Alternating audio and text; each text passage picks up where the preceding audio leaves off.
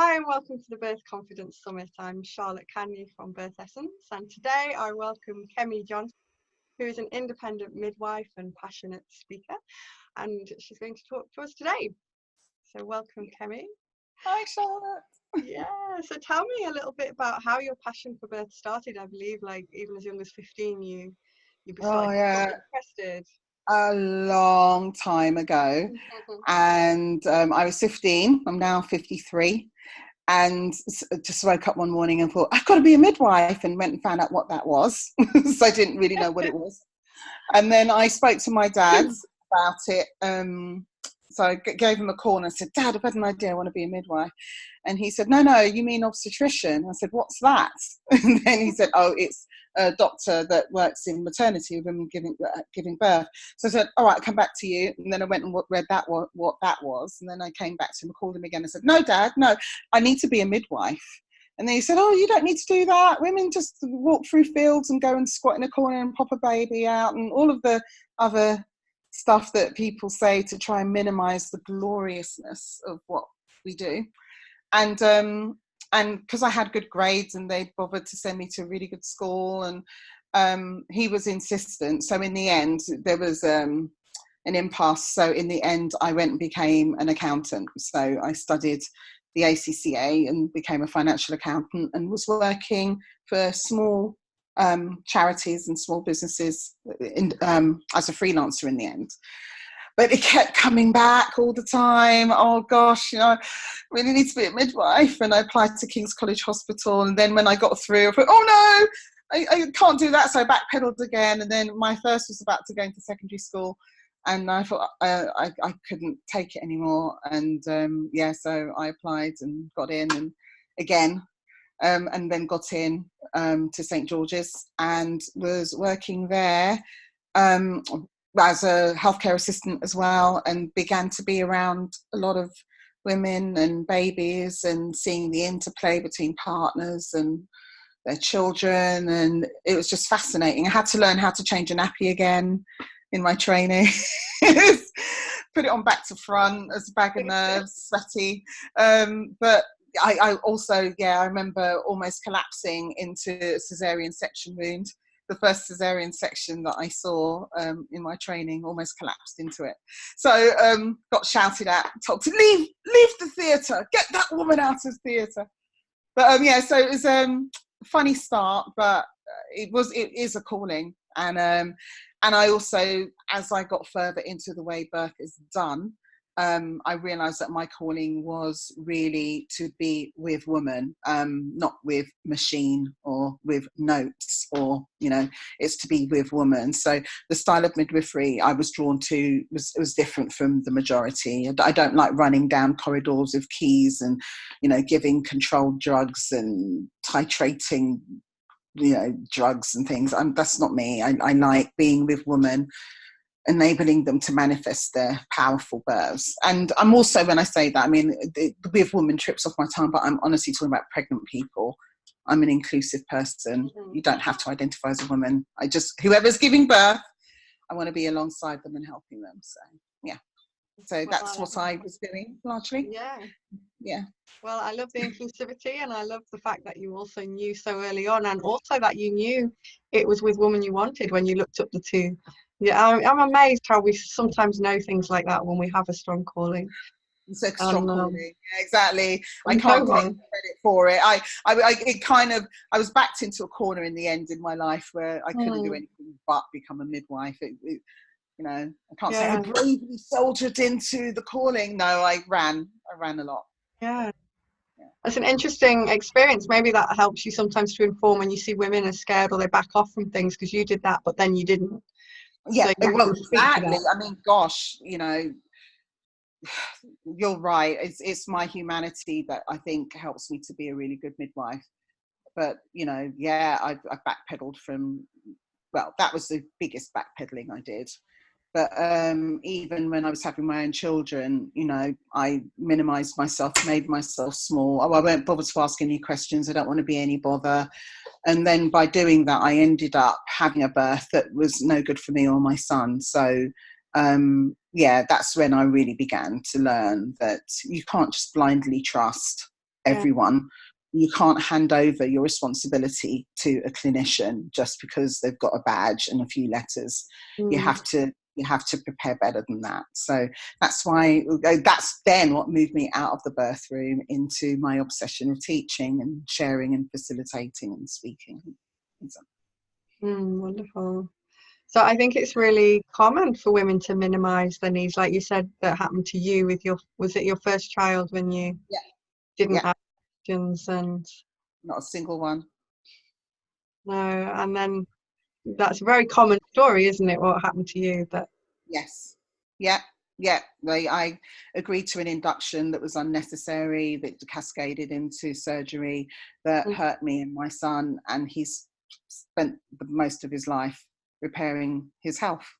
And he's repaired. And he's done it. Yeah, that's the first thing I'd want people to know, that you can repair from anything that you can. You know, if anyone's listening here and thinking, oh shit, and I did that with my first child, oh shit. It's not oh shit from like, you know. It's honestly, it's not the end of the story. You know, I breastfed him for as long as I could. He's chosen what he eats well. He'll only put on his skin what he puts in his body. He distances himself from bad energy, to the point where he left the country. He's emigrated. Not to get my mom. I'm going to see him next month. He loves his mom, but he just is living in Malta, and it's a clearer energy for him. And yeah, he's got his partner out there. But I think he's swung the opposite way from me. So when I was young, I questioned nothing, and he's questioned everything from the time he found his words. So, which I like. He questions everything. So yeah. Maybe he chose to come to you to help you kickstart, because you started questioning things from there on in, didn't you? That's so right. He brought that energy to you. He's one of his gifts to you. And to the women that you've since supported. Well, I love the way you've highlighted that, because I think it's another thing that women don't realise, and I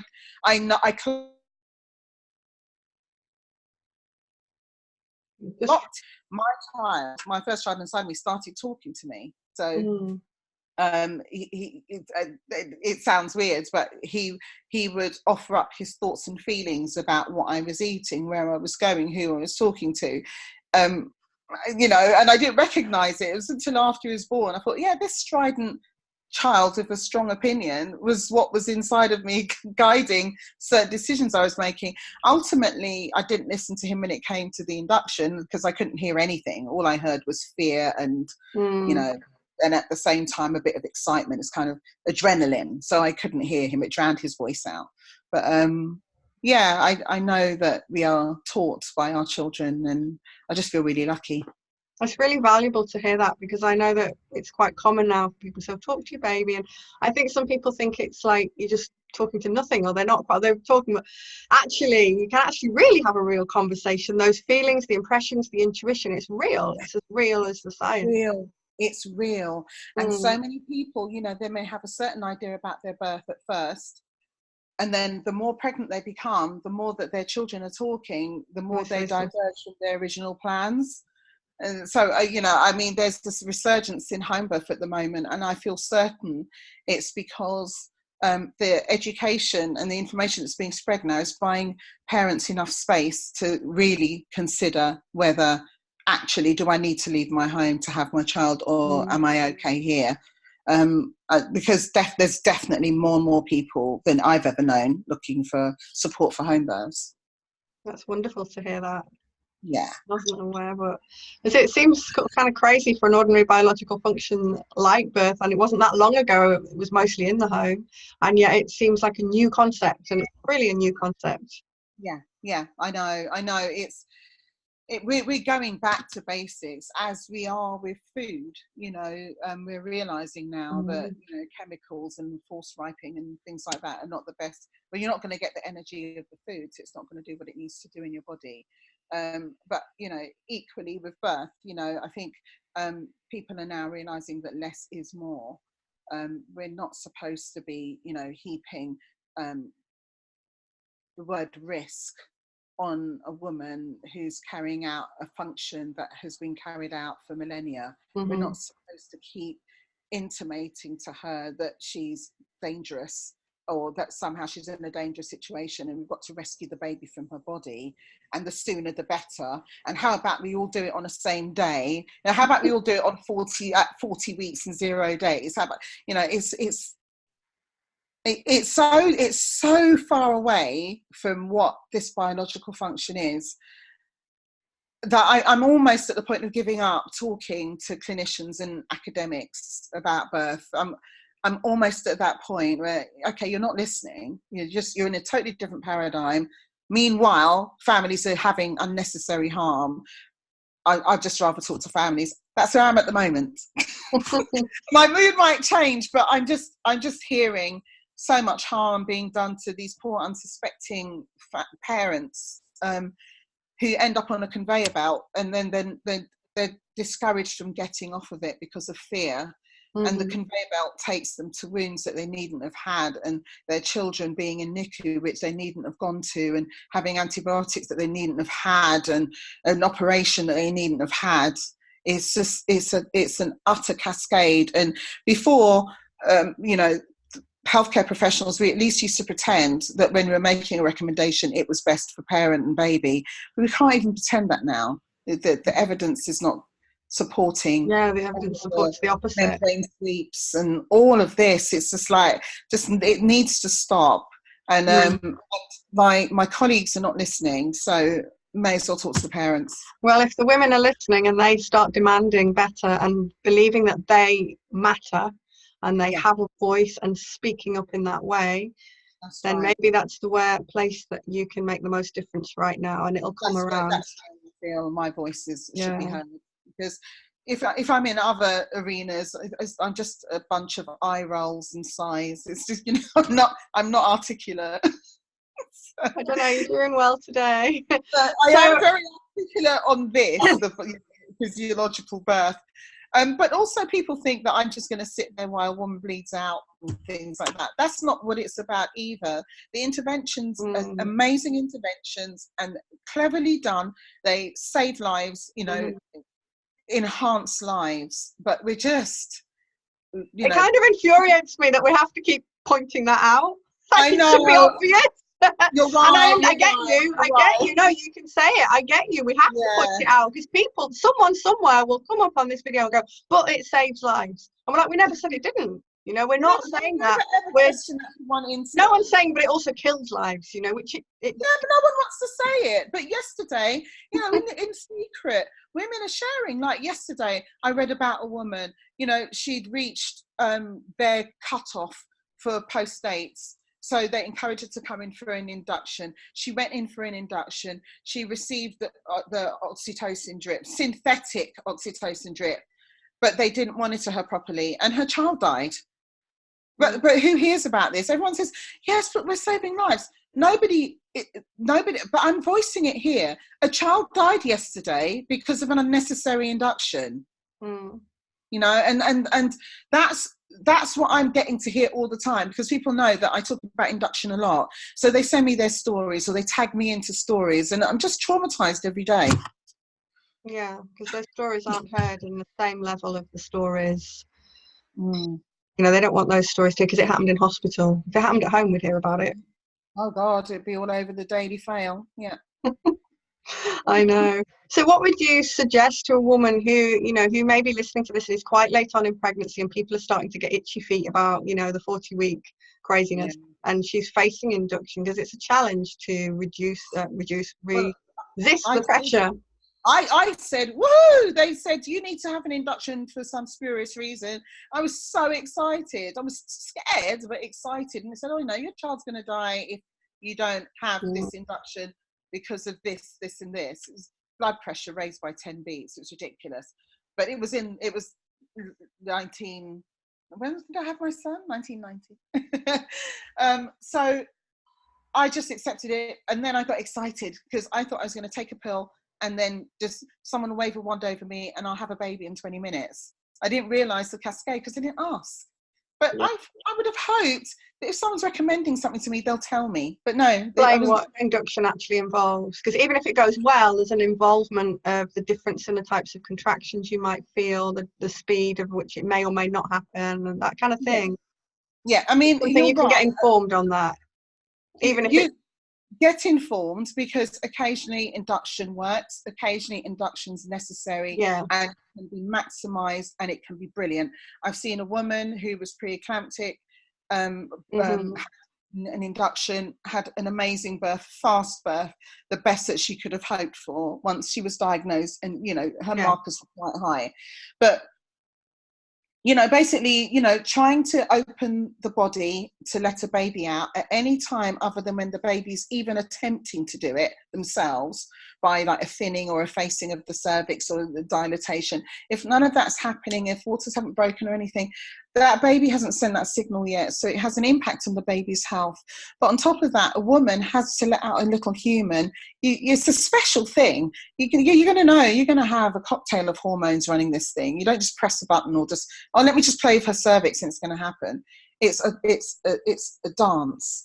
And if a couple of those things are out, it makes birth more difficult.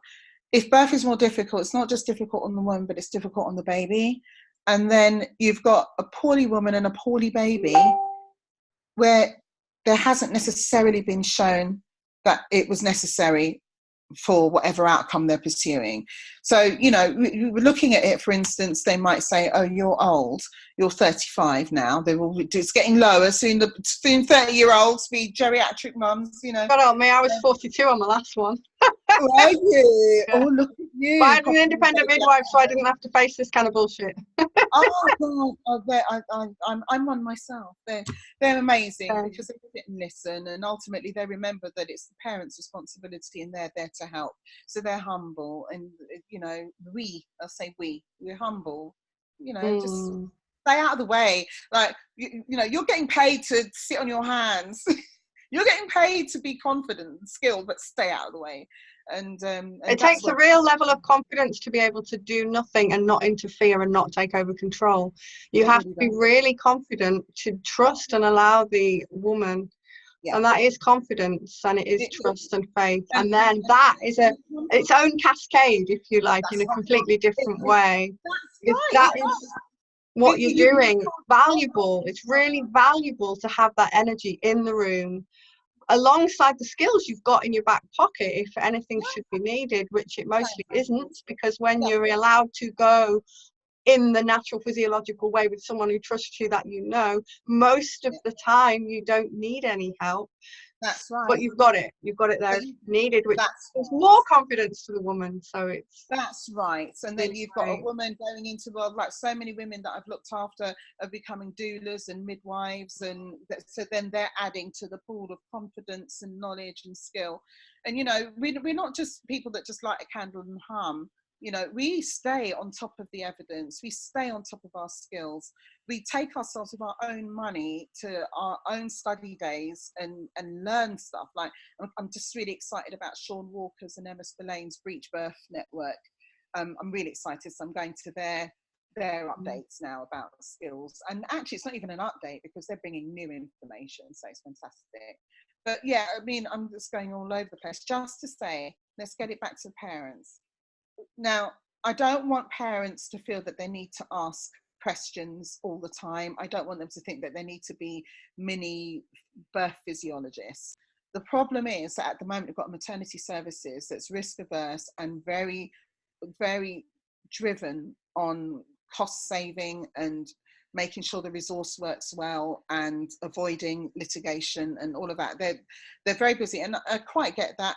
They're being run almost as a business, and so they have all these things as their priority, but it's not meeting the needs of most women and babies. Most women want, a very large majority, in excess of 80% of women want the kind of birth that you had. They want to just be left to allow the physiology to unfold with a safe pair of hands in a safe distance if they're needed. That's what most women want, but most women are not getting that.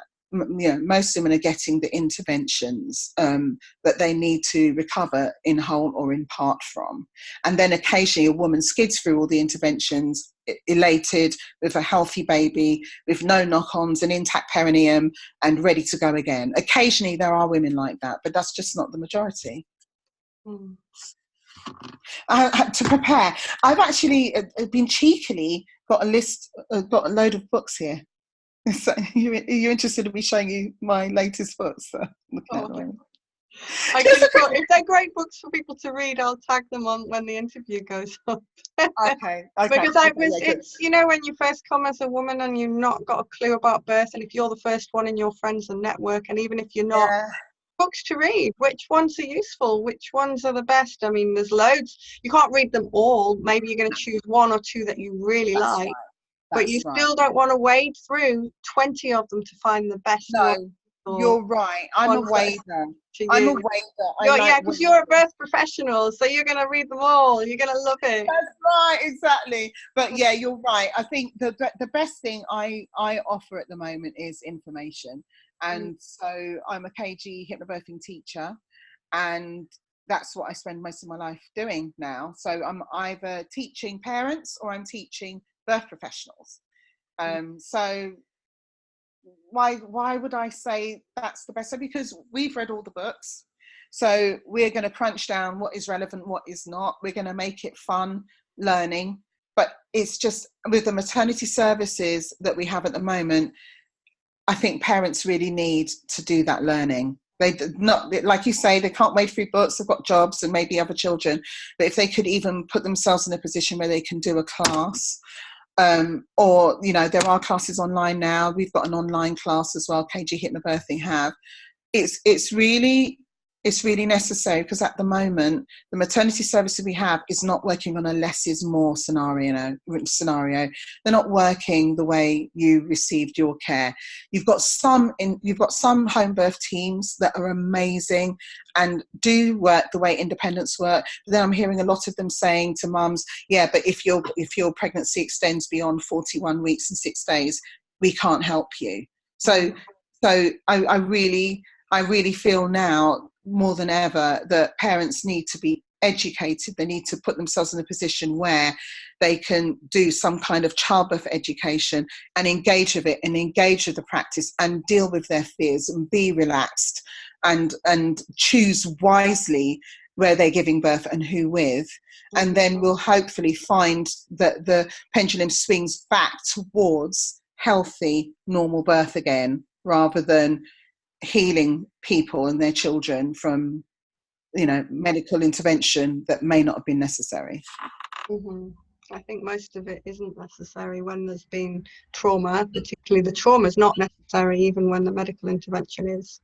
Yeah, exactly. Well, exactly, because with medical intervention, like, you know, when I've resolved a shoulder dystocia, for instance, the woman is not traumatized in any iota, because, and it's only once. Helped, and it was necessary to help. Yeah, and I explained what I was doing. I can see sunlight coming onto my face. Yeah, it's just coming. It's not sunny here at all. It's really cloudy. I'm lucky. Cloudy where we are. But I just explained to her what I was doing. We did it together, you know, and so she's overjoyed. And yeah, it was a chunk of a baby, but not all babies that are chunks have a shoulder dystocia. So I remember when I was doing just postnatal care for a woman once, I was looking after her and she was in a state and she'd had a 5.5 pound baby with a shoulder dystocia and a wounded perineum with stitches that became infected, you know. And when I resolved the shoulder dystocia for a 10.5 pound baby, there was an intact perineum. So there's a lot to be said for how we do things as healthcare professionals. You know, do we keep the parent in the conversation, in the decision? Even I was having a go at someone online this morning who keeps using this term shared decision making. And I just said, no, it's not a shared body. She's the one that takes the results home. It's not shared. It's her decisions. You just inform when she makes a decision. Yeah, that's the different note. And let's go, you know. But this whole shared decision-making thing, like it's a healthcare professional that can't sit on their bottom overnight or can't feed their child because they're in too much pain. Ridiculous idea. Ridiculous. Yeah. I'm just checking whether we answered the question originally about induction, what a woman should say when she was facing induction. I can't remember if we did, but if we boiled it down just to, like, you know, a woman who's, we may have done, and I've forgotten. Right, I would facing induction, what would make her feel confident to get the right outcome for her? Because it might be yes, it might be no. Yeah, exactly. It could go either way. I would always ask for more information. So don't do what I did, which is go woohoo and run out and grab my case. Just say, okay, what's making you think that this is the right solution in my case? And then they'll give their answers. So, okay, could you give me some stats and the evidence for that? And then let them send it to you. Okay, now I'll take some time to consider this with my partner and maybe ask a few other birth professionals, and then I'll get back to you. Thank you. Yeah. And Because what I can feel when you're saying that is your conviction as you're saying it, because what I notice sometimes is people being hesitant as if they don't feel they're quite allowed to ask it or haven't got the right to ask for something. Yeah. And I know I was talking with someone else, I know that sometimes there's an intersectionality about who gets listened to as well. So already women are less listened to than the men. Then you've got the race, the gender, the whatever. So it's a bigger, I just want to acknowledge that it's a bigger task if you are from a minority group, especially if we're already all women. So we're already fighting against the men, but then you've got these other layers. Yeah. So it is a big task to ask someone to go and feel confident and question. And yet it's still like, there isn't another way I can see. You can't like get out. If that's happening to you, you have to ask or do something. You can't just ignore it. Really, really good question, and really important that you've asked me that, so I get an opportunity to answer that. So my fight at the moment, I can only go with my calling, which is the travesty being visited upon all birthing people and their families. So I'm looking at the whole thing, and I can't stop talking till that all gets better.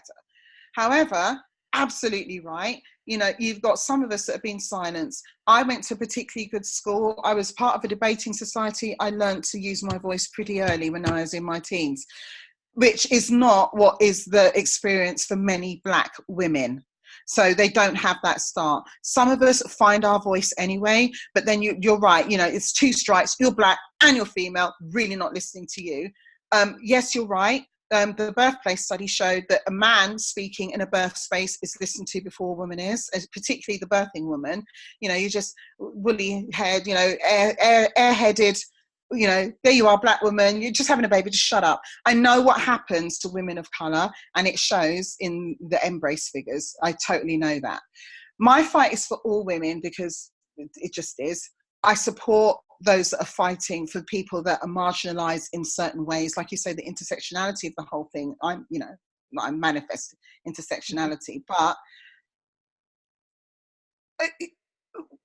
it has to start in school. That's basically my big answer. And I know that doesn't help everyone that's giving birth now, but in school, we have to stop making children sit down and shut up. We have to start paying attention to them and listening to them, because often when you see a child acting out, it's because they're not being heard. They need to be shown that respect in their bodies.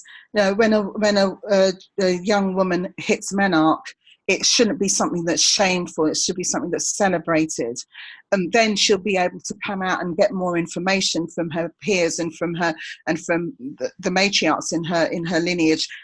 Ask questions. How do I manage this? How do I cope with that? What does that mean? What is that substance in my knickers? We need, rather than it all being icky and hidden, because when we are taught to be ashamed of our bodies as children, how are we then going to be the women that will say, oh, this is happening to me, as pregnant women? How are we going to have the strength to go and speak honestly about our wishes and desires when we've been told that it doesn't really matter all through our childhood? And, I think I'm doing this, and I teach pregnant couples and singles, and I'm teaching pregnant parents, but actually I know I really need to be teaching the children first. So that's something I'm thinking about. I'm thinking about teaching preconception. I just want us all to start finding our voices, because if we don't, honestly, what I can see is, us become completely disconnected from our bodies and the physiology of birth, and ending up being just all of us just loading ourselves onto the conveyor belt because we have no idea what our bodies do. But I think social media is doing a lot to change that as well. So. Yeah. I think it's a really important point. People sometimes think, what can I do? And actually what I'm hearing, I know you want to start with children. We can kind of all start where we are right now with our immediate influence. If you're a mother already with children, you can check what school you're teaching. You're trying to move, no problem. But you can, the sun is following you.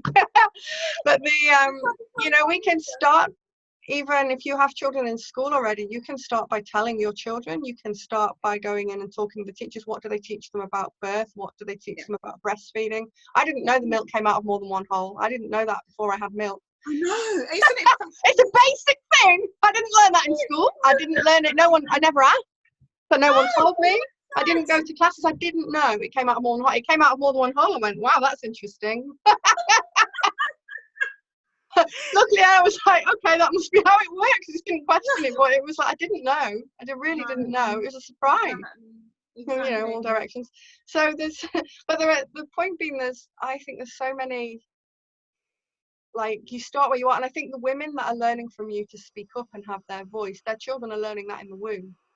Yes. Getting that, because they're, even if it's difficult, even if she doesn't do it all the time, but they're talking to each other, like you said at the beginning of was it in the interview or before, that you can talk to your children, and that conversation's already happening, and then when you're taking it out into the world, and you meet wherever you're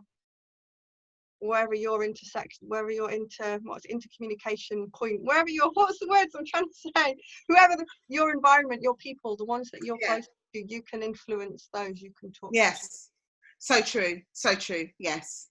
And I went off on one a bit, so I don't even know if I was articulate, but I realise it's a much bigger picture than just teaching the parents who are already pregnant. I realise that these conversations are needing to be had now, you know. I think people have held back from speaking outside of the pregnancy world because people think they're weird or whatever. But when we just bring it into ordinary conversation, it can be an ordinary subject. Yeah, absolutely. And again, it takes confidence to talk about things that other people feel uncomfortable talking about. Yes. It's getting comfortable with discomfort in you and in the other person, and allowing it to not taking that personally, just letting it float by, because if you've got a message, you stay to that. So true. That's very true. Which is what you're doing. You do a lot of time, like you're doing it. And I love there's something else that's come through. I love that you had skills for what you needed. Your voice, you're speaking the world. You learned that in school as debating, but you didn't know you were going to do this then. You knew you wanted to be midwife, but you didn't know you were going to have this platform or to speak. But you were learning the skills. The universe gave you skills. Decades ago. Absolutely. This is what I see with women becoming pregnant, where they think they don't have the skills. There'll be something in their life that, if they're making that question, how can I have a better birth? There'll be something in their life that's a skill they can draw on. They might not know it. They might need help to see it. And they may not realise that something's prepared them. But when they go inside, they will find it. They will find that strength. I totally 100% agree. I think of all that we've said, that's probably one of the most important things. I'm hoping pregnant people have heard that, you know, there is stuff in there that is dormant almost, that is awakened once they start to grow their children inside of them, and then bringing them into the world and then nurturing them afterwards. Because for sure, if we're getting criticised about our birth choices, there's even more criticism about the choices we make as we raise our children. You know, there's even more. So I think the criticism we get of our birth choices is just the beginning. You know, be prepared. It goes on from there, you know. But good practice then to question things. Good practice. I think if we look after each other, if we continue to look after each other, support each other, you know, work together to support pregnant families. Let me. As bad as it's going to get is as good as it's going to get. So I think there's more medicalisation to come. There's more stupid ideas. You know, there'll be more cost-saving initiatives that are going to impact women and well, pregnant people and their children. But I think at the same time, our voice is going to get louder and louder, and we're just getting to this point where we really don't care, and we're using every medium possible to get across to parents that they have choices, and that there is support out there if they need help to make choices. I mean, that's why I'm part of the positive birth movement as well.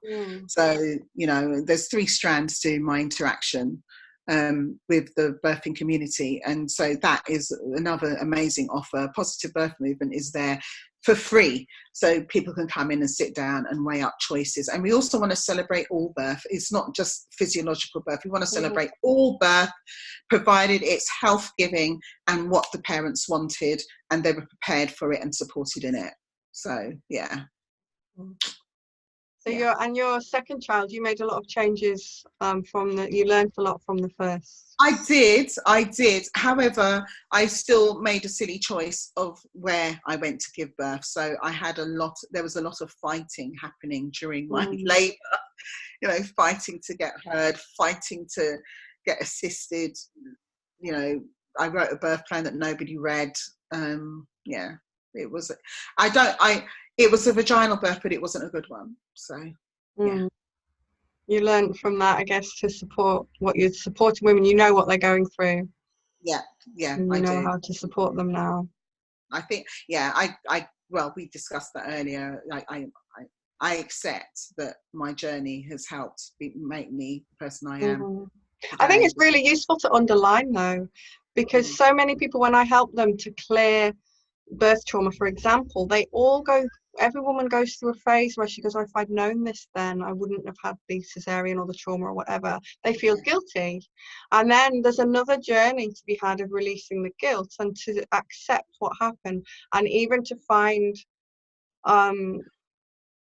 something in it that helps them. Sometimes there is a benefit that sometimes not, because you don't want to add benefits where something was actually just shit, just call it that. It was terrible. Honor that it was terrible. Honor that it was terrible. And still sometimes there's a wisdom in it that from the objective, it can take years maybe, from the objective you can see, oh, that path was leading me to here, and it's still part of me, and you can own that, and it's part of me. And then I also believe that, like, no matter what the birth is, there can be a reason the child's chosen it, a reason for you to work through. And that's why, like you're saying, all births, cesarean birth isn't all bad or always bad. It's terrible when it's ending up in trauma. That shouldn't be happening. But the actual cesarean itself, the life-saving thing that we have, and also there could be like the way I work is like, the energetic imprint of that particular birth is fitting for that particular child and what they're here to do. Absolutely. Really a fascinating area of study, and that's why when you talk to a child and you do all this work there and get the supportive people like you to help you do that, it's really great. That's really not eloquent, but it's really great. No, I feel like there should be more words to that. Fill it in. As eloquent as I can be, it's bigger than me. It's all of us that truly work with the energy of childbirth. The doulas I work closely with say the same thing. The body workers, the Bowen therapists, the craniosacral, the osteopaths, all of us realize really, when we're working with pregnancy and childbirth, there's an energy outside of ourselves that is working through us. It sounds really pompous, but actually I'm saying that with all humility. I really can't take the credit for all that I've seen in childbirth. I can't. I feel this energy come whilst I'm working around pregnant women. I feel it come when I'm teaching. I feel it come when I'm facilitating. Even here, having this conversation with you, it's me, but it's not me. It's bigger than me. I don't know what it is. Can't describe it. What would you say to a pregnant woman of how to tap into that, or how to use that energy? Yeah, I really would. I think seeking confident, quiet. Well, and I don't mean quiet necessarily. It could be at a Prodigy concert, but just like emotionally calm. To be in that kind of space enables you to hear where you need to go, what you need to do. Once fear enters it, you can't be in that space. Once adrenaline's in the mix, you can't be in that calm, quiet space of being able to know what to do next, or shall I do nothing? And so I think, people that promote that around you. So if you've got like a sister-in-law that loves to tell you the worst birth stories, they may not be the right kind of person to be in your space whilst you're growing your child and then bringing it forth. So, looking for people that have confidence in you, that trust you, that don't try and talk over you, that don't try and impress their ideals on you, so that you can then manifest the kind of birth that you want.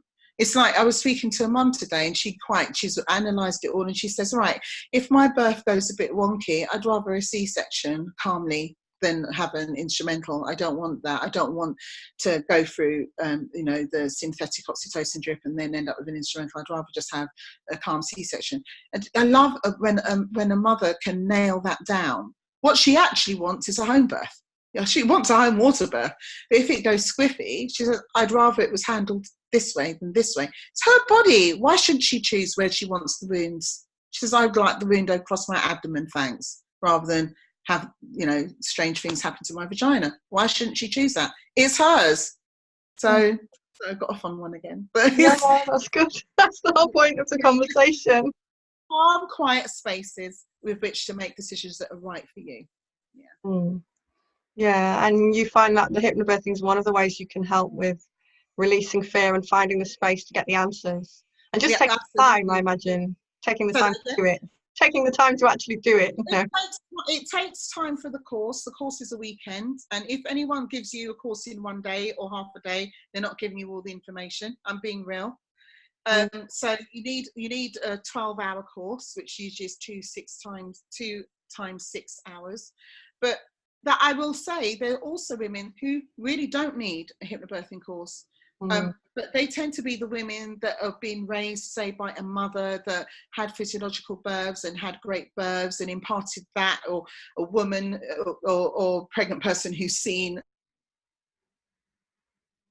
around domesticated animals that are having their young and seen that. They might not actually need it, because with the KG hypnobirthing in particular, which is the one I teach, which is the best one because it's the longest and it's thorough, we introduce all those ideas into those 12 hours, but somebody who's lived with that, who's grown with that, they might not need it. The only thing is, I would say, even if you have complete confidence in yourself to give birth, if you're going into a system that doesn't, and we know by the language being used that largely our maternity services doesn't trust that we will just pop a baby out. Otherwise, they wouldn't be giving 90% of women membrane sweeps, would they? If they trusted the process. So let's not go there. So if you're into that system to give birth, I'd still say there's a need then to come to the KG hypnobirthing class, because we give you, there's a whole section on, what you're going to go in, what they may ask, where you can get further information, what you can listen to, what you can read specifically for your case, what kind of curveballs to expect, what offers will be made, how much time do you have to make a decision, who can you speak to, talk about aims, talk about consultant midwives, so the person who's got complete birth faith may not know all of that. So yeah, there's still an argument for them to get at least some of the course. Yeah, it's the education piece as well, isn't it? You can be confident in yourself, but you need to create the birthing environment, which isn't rocket science. It's just physiological normality. But if again, someone who's grown up, like you said, probably knows what the physiological normality is, but whether they realise it's not going to happen necessarily in the local hospital, but once they know that, they've got the choice. That's right. What's your choice? Where you want to be? How do you set your environment up? That's right. Really helpful. What's your vision for the future of birth and motherhood? Nice small questions. Yeah, really tiny questions. At the moment, I'm working on a project with, I'm working on so many projects at the moment. I mean, me and Catherine Graves, we want a revolution. and so Catherine Graves, who founded KG Hypnobirthing, and Nancy Keane, who's she's our senior trainer. We want a revolution, nothing short. We want to work ourselves out of a job, we say. So we want to teach and teach and teach and teach and teach, and then everyone knows it, and all the midwives and obstetricians know it, and every other birth worker knows it, and then we all do less is more, and everyone's educated, and then babies are popping out all over the place with ease. And then the resources needed for interventions are there for the tiny minority of women and babies that might need it. So that's our biggest vision, to work ourselves out of the job. But I've also got then my little, no, it's not my little, we're going for a big class, me and Samsara Tanner's a doula, who I work very closely with, and Alex Francis Sears, who is a hypnotherapist. We're going for making big groups so that loads of parents can get trained at a time, because some people like to be a bit invisible in a larger group. So we're going to try and create that. I'm also working with Debbie Rayner, who's a awesome doula, just like Laura Swan, another awesome doula. So we're all working now to kind of heal that fracture that's happened, particularly for birth workers, where we've had to kind of come away from the trauma that's being caused. So we're kind of almost shutting it away because there's so much of it. So we want to create a healing space and an education space for birth workers on the ground that are getting hurt by what they're seeing parents go through in childbirth and maternity services. So we're working with that as well. And I'm sure there's other things that I need to mention, but yeah, there's just future things. The ultimate future we want is where no one needs any of this anymore. And then we'll all go and sit on the White Isle. We'll all go to Ibiza and dance and eat all the wrong food till we die. Or Thailand. I like the dancing part and the beach part. Yeah. Oh, that's great. I like beaches. Yeah, I just want everyone to be born as well as they can be, and public health to be way better than it is at the moment. Yeah. And for everyone to tell the truth and be authentic, and for no one to collude, and for whistleblowers to be treated well, not badly. And yeah, dignity and respect. I plan to be here another 50 years, so I might see it. Yeah, you might do, because you never know, things can change fast once they start changing. Yeah, I think we're in that transition period where we've got stuff rising up that's not pretty, but stuff positive happening alongside. So I totally agree with you. Yeah. 100%. And you get to a tipping point, you know, you plug away one person at a time. So there'll be people listening to this interview who go spark something off. And that's one more person that's doing something. Yeah. I agree. It's not just you and I that are mad, Charlotte. There'll be loads of them. I just know, you know, what is that saying that says first they laugh at us, then they hate us, then they... Oh, I know the saying. Something, and then we win. Yeah, I think I should learn that, because I'll try and find it, put it underneath it. I can't remember it. And then they join us or something like that. Well, and then we win. That's the last one. Yeah, it could be then they join us, but I like the win bit. So do you have any final thoughts for women who are listening that might be, you know, planning their birth in some way? What would be your final wisdom to help them have a confident birth? I would say that learning everything about what could happen, and, you know, where it can happen and who with, you can know all of those things. You can have breathing techniques, you can have relaxation techniques, but if you're not dealing with the fears, then you're not going to still be able, you know, on a pinhead, make decisions if you're asked to around the point of birth. So I would encourage everyone, you know, either if you're pregnant or even preconception, find education about childbirth, how your body really works, and what are the healthful options if you need help to give birth. Be around people that are confident in humanity's ability to replicate itself using childbirth. It's the only way we get onto the planet. It's the only way. Okay, so, you know, because I know that I saw in the news that they've made a uterus, they're making an artificial uterus at the moment. I can't even believe they're doing that. You're going to have some side effects with that one. You're not going to realise until you've used it. The plan, the design is already perfected. You just have to really... Just because you can doesn't mean you should, comes to mind. I've heard a few people say that recently. Just because you can. Somewhere thinks that's a good idea, and they're really well-meaning, but they're really out of connection with the sort of energetic reality of being human and the connection between mothers and babies and bodies, and they don't trust bodies, and they want science. And it kind of blows my mind that anyone would think that was a good idea. And then it shows that some trauma happens somewhere. If a woman wants to use that, there's trauma somewhere that needs unpicking, because she can't have it in her body.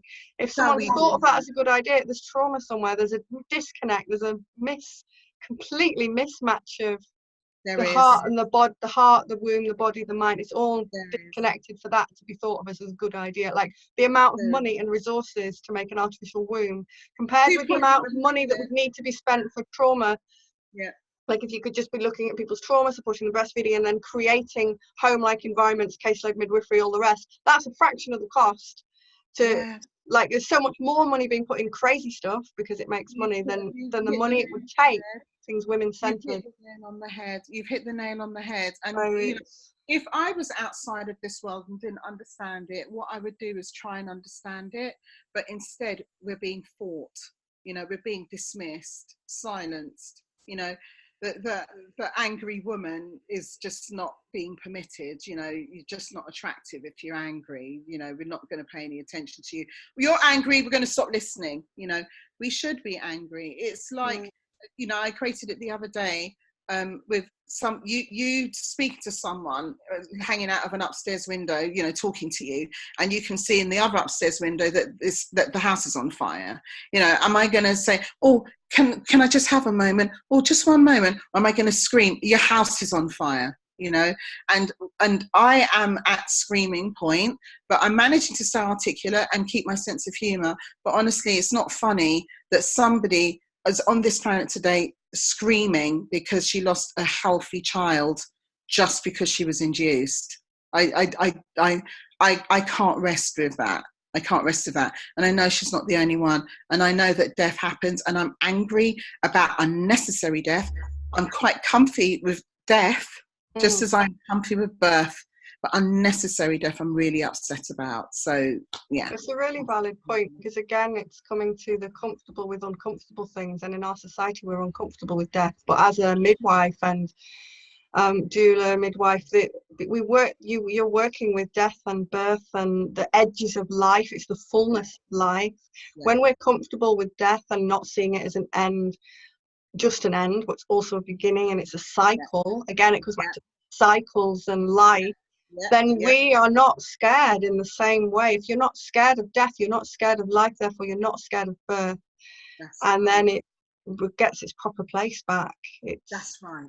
And it's, I think a key is every woman valuing herself, both on the midwife side and on the woman's side, that you knowing you matter, doing what, like you said, the clearing the fears, doing whatever conditioning you need to lift off, whatever help you need to do it, or not. Sometimes you can just do it, whatever it takes for you, your personal journey, and then a revolution is going to happen, right? That's what what you're wanting. What I want.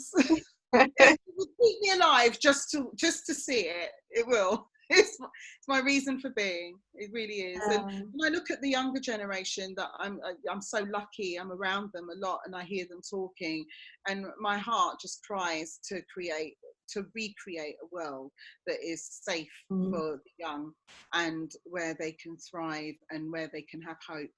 And so that's basically what I'm living for.